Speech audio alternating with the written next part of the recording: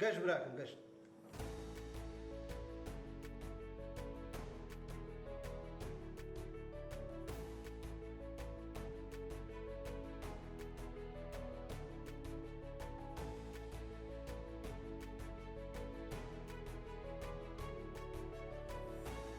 بەڕێوبەرایەتی کۆنتڕۆڵی کارەبای سلێمانی ئەتوانین بڵێن وەکو دڵی کارەبا وایە لە سلێمانی.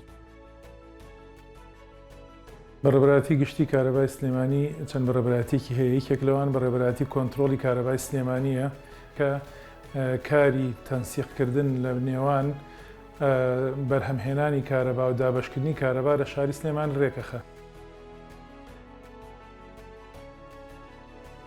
وەکو هەمومان نەزانین کارەبا لە کوردستانە بە شێوازێکی مرکزی تەولید دەکرێت و هەموو کارەبای کوردستان پەیوەستە بە یەکەوە.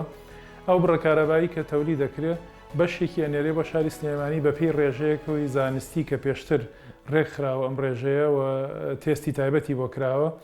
ئەم ڕێژەیە ئەگاتە ئەم ژوورەی کە ئێوە سەردانتان کرد لەوێەوە بە شێوەی بەرنامەیەکی ڕۆژانە کە ڕۆژانە لێرە ڕێکەخرێت بەسەر فیدەرەکانی شاری سلێمانیە دابەشەکرێت. ئێمە وەکو سیانە کارمەندەکان بە وەجبات دەوام بکەین 5 وەجبەین.